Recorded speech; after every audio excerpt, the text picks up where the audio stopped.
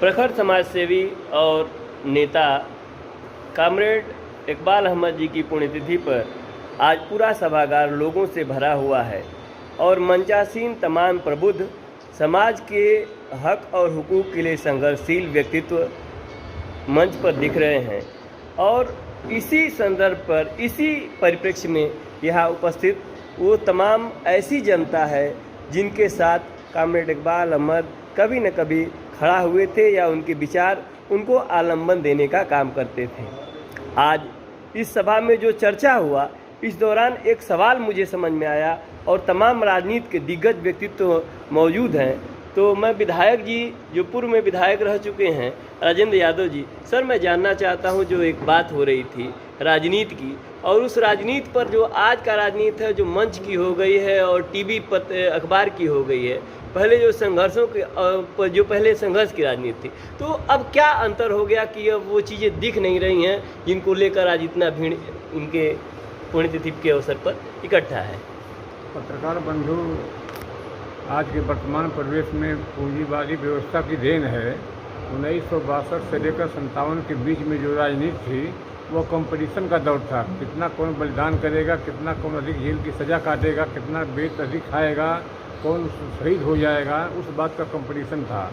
आज के वर्तमान परिवेश में पूंजीवादी व्यवस्था की देन है कि आज पैसे की राजनीति हो गई है। एन केन प्रकार आज का नौजवान पैसा कमाने की होड़ में लगा है और पैसा अर्जन करने के बाद में दल में पैसा दे करके टिकट लेना, पैसा खर्च करके मुर्गा पहुँच बात करके एमएलए एमपी बनना, तो उस नेता से क्या उम्मीद की जाएगी। इस परिवेश में यही अंतर है।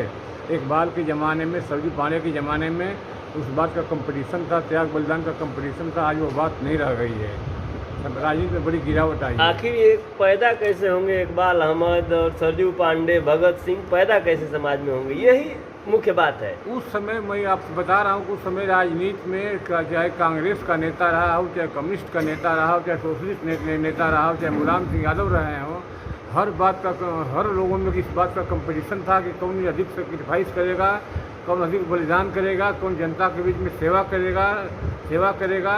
उस बात की होड़ थी, तब नेता बनते थे। पहले के नेता गाँव के बीच में रहते थे, साइकिल पर चलते थे। जैसे मुलायम सिंह यादव की बात हो रही है, सन 62 में मुलायम सिंह यादव एमएलए का चुनाव लड़े थे, तो साइकिल उनके पास नहीं थी।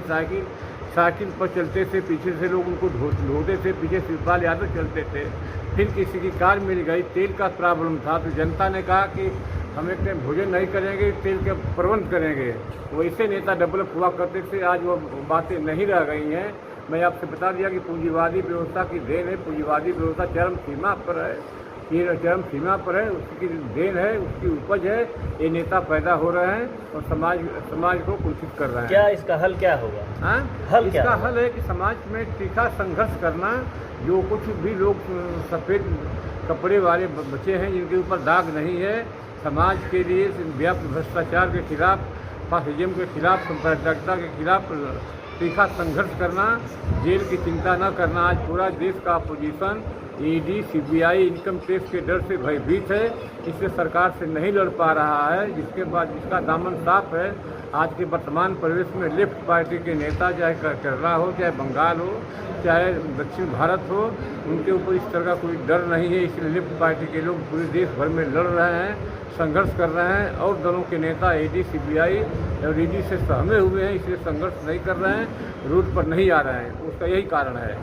अब राजनीतिक जो पहले कह के ज़्यादा था कि राजनीतिक लोगों पर मुकदमे नहीं किए जाएंगे क्योंकि राजनीति प्रेरित होते हैं, अब वो बातें दरकिनार कर दी गई हैं। ऐसा आप मानते हैं कि नहीं? अभी अनिल सिंह आपके पत्रकार बोल रहे थे कि भारतीय जनता पार्टी संघर्षों की पार्टी रही है, लेकिन उसी पार्टी की सरकार में आंदोलन नहीं होने दिया जा रहा है, ईडी का प्रयोग किया जा रहा है, जनता को दबाया जा रहा है, तो उनसे क्या उम्मीद करेंगे आप? ये है। अभी अब अमेरिका सिंह यादव जी आप हैं, तो सर मैं अभी सीओ साहब से बात किया था पहले, तो मेरे बातचीत के दौरान मैं कहा कि देखिए, आप किसी भी अच्छे से अच्छे स्वच्छ व्यक्तित्व के ऊपर जांच बैठा दीजिए, 10 बिंदुओं में 3 बिंदु तो साबित हो ही जाएगा गलत। तो ऐसे मामलों में जो राजनीतिक व्यक्तित्व हैं, संघर्षशील हैं, और अभी मंच से यह कह दिया गया कि नहीं, राजनीतिक व्यक्ति या सामाजिक व्यक्ति अपने बातों को नहीं रखेगा, तो इसको आप कहाँ तक सही मानते हैं? ये कॉमरेड इकबाल अहमद की जयंती के ही अवसर पर, क्योंकि सबके अपने हित हैं, आप कह दीजिए कि नहीं, हितों को दरकिनार कर कुछ सामाजिक कार्य करें, तो यह भी बहुत देरों को असंभव हो जाएगा और उसके बाद बहुत सारे सामाजिक कार्य हमको लगता है कि छूट ही जाएंगे। ऐसा है कि इस दौर में भी संघर्ष जारी है, वो चाहे सोशल एक्टिविस्ट हो।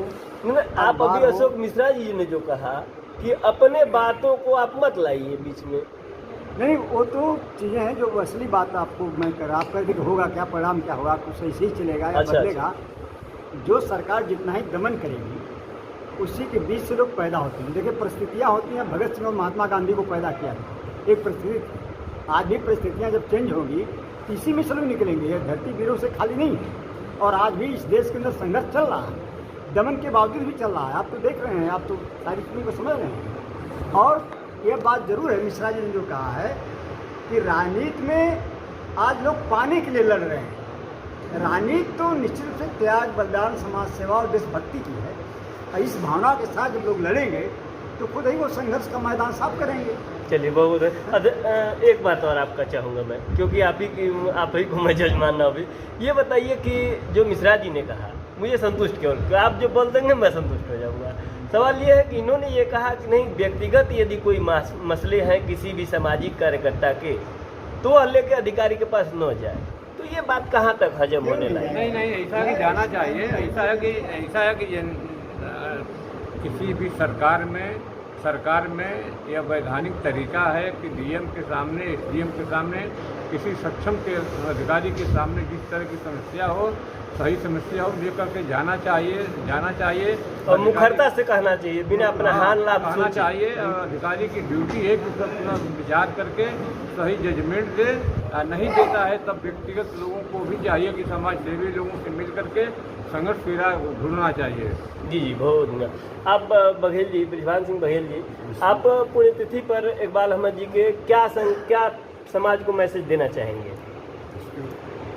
इनके पुण्यतिथि पर क्या आप मैसेज देंगे? भाई साहब, इकबाल भाई की पुण्यतिथि पर तो धर्मनिरपेक्ष, जनता के दुख दर्द में चलने वाले, हमेशा अन्याय के खिलाफ बगावत करने वाले, और ये कभी नहीं सोचे वो हमारे समझ से, जो उनसे हमारा बहुत कम संपर्क। जहाँ इतने लोग बैठे हैं, सबसे यदि देखा जाए तो हमारा ही संपर्क कम होगा इकबाल भाई से।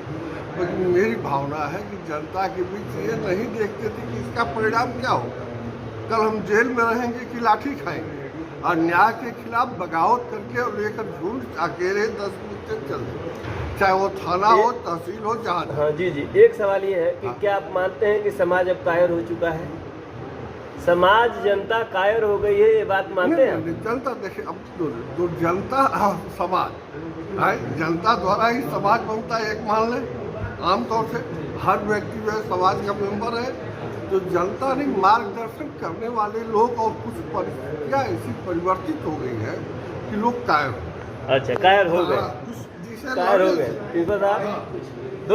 दो सब कामरेड इकबाल अहमद के पुण्यतिथि। कामरेड इकबाल अहमद एक समाज को संदेश दे दीजिए। हाँ, एक बहुत प्रखर समाज सेवी थे। बस 2 मिनट धर्मनिरपेक्षता के पक्षधर थे। एक गरीबों के लिए हमेशा सहायता के लिए मददगार खड़े रहते थे। और सभी को तैयार रहना चाहिए। नेताजी समीम अहमद, संघर्ष तो है, संघर्ष करिए, कोई समस्या आस पास नहीं रहेगी। आम जनता को लेकर लड़िए, तैयार रहिए लड़ने के लिए, निकलने के लिए और कोई कटने के समस्या लिए। सामने नहीं आएगी। शिव कुमार जी बोलिए। हिंदू मुस्लिम एकता के प्रतीक थे। हिंदू मुस्लिम एकता के प्रतीक थे। और संघर्ष तो उनका संघर्ष में तो बात आप तो भाई उसमें अग्रणी रहे हैं, क्षेत्र में लगातार कुछ न कुछ करते रहते हैं। प्रीति जी वो सब बोल दीजिए बस। आप इनके प्रति का एक उत्तर देना चाहूँगी। आपने जैसे कहा कि समाज में से मीटिंग नहीं हो रही है, बोल दीजिए फट से। पुण्यतिथि में सभी लोग आए हैं, सब हम सब के गार्जियन। चलिए हो गया। चलिए धन्यवाद। चुका है कुछ सवालों के उत्तर। वेद प्रकाश बेदू मीटिंग को संबोधित करते हुए, तो इसी नोट के साथ जिस व्यक्तित्व ने थोड़ी देर पहले पूरा हुआ था और लोग सुन रहे थे, ऐसे महान विभूतियों के चरित्र चित्रण को सुनना चाहिए और उनसे प्रेरणा लेकर समाज के लिए कुछ कर गुजरने की भी इच्छा रखनी चाहिए। इसी के साथ आप सभी का दिन शुभ हो। बहुत बहुत धन्यवाद।